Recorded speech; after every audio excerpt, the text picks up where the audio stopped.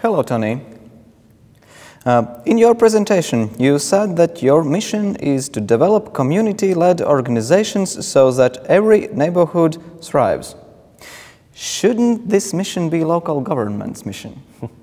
It's interesting because we've been on this debate in the UK for quite a long time, and I think our view has always been, even back to the late 19th century, that often communities are better placed to be able to solve problems than local government is.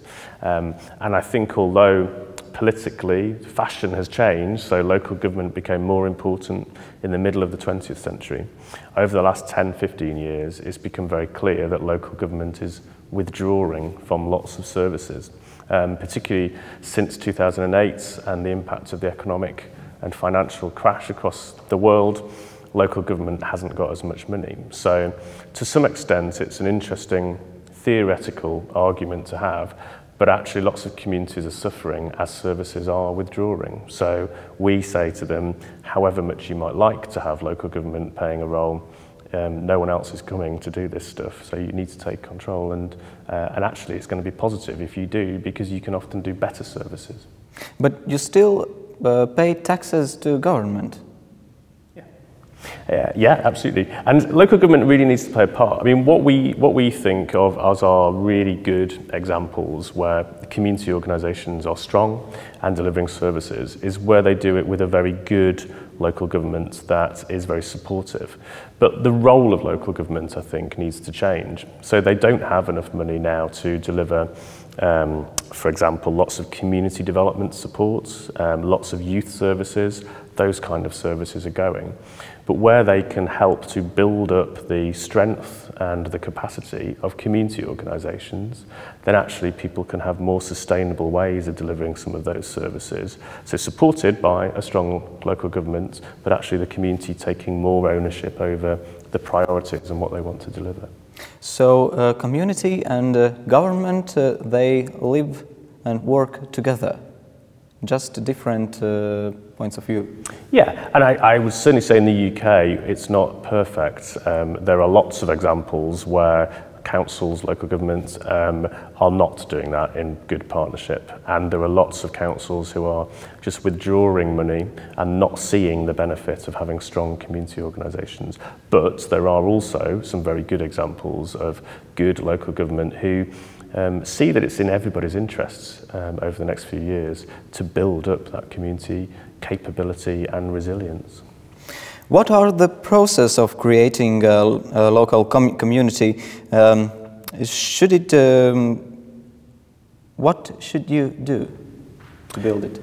You need to start with people who already are interested. We've been running the National Community Organisers Programme over the last few years. It came to an end last summer. And a big part of that was training up community organisers to go and work in a local neighbourhood or in a housing estate, knock on doors, physically knock on doors and say to people what motivates you, what angers you, what do you like about your local neighbourhood, and then seeing where those conversations go to say, actually, well, do you think that you want to take some ownership? Can you get a group of people locally together and we can fix this problem, or we can campaign to get more money for the service that they're looking at. So you need to be able to do that at the very, very first stage to generate where, or to find out where there is motivation, where there is enthusiastic people, and then help them to get a start. And then once you've got that, then it's about making sure that people know what the pitfalls are in terms of starting to do some of the work that our members do. So legal advice, giving them advice about being realistic about where money is going to come from if they want to do things that require money, like take on buildings or services. So you need a lot of support to local communities, ultimately some funding, but it all starts really with that enthusiasm and motivation. And what's the hardest part of all that? I think it's partly it's about sustaining the energy, because if you are at a relatively early stage of that journey, it does require the type of emotional energy and the type of personal sacrifice that it takes in setting up a small business. You know, you've got to be completely dedicated to it, and you've got to go through lots of lows and lots of highs. So trying to get more people to shoulder some of that burden, I think, is really important. Once you've got to the stage where you are actually functioning as an organisation, then it's always about making sure that you're building up a sustainable sources of income wherever you can. So I think people that are reliant on grants coming from government, they are disappearing. So the ones that have been more successful are those that have tried to generate their own income by selling services or by renting out bits of their building and by using other forms of enterprise to try and generate that income. How big this community can be to be effective? It depends. We've got members in very small rural villages with a few hundred people. Their operations are naturally much smaller than you might see in a very urban inner city area. Some of our members own tens of millions of pounds worth of property. They have hundreds of members of staff covering quite a wide area. But most of them are focused on a neighbourhood. So a few thousand people, a few thousand households is something that makes sense. And I think if you generally ask people what is a neighbourhood or what is their local community, people have roughly the same view. It's the kind of place that you can walk to, it's where you know things are happening. So although we don't have any hard limits on what size a community is, I think we suggest it's all about communities and what feels right for them to define a community. Idea about community is quite creative. Do you think you have reached your full potential of creative thinking, and is it even possible?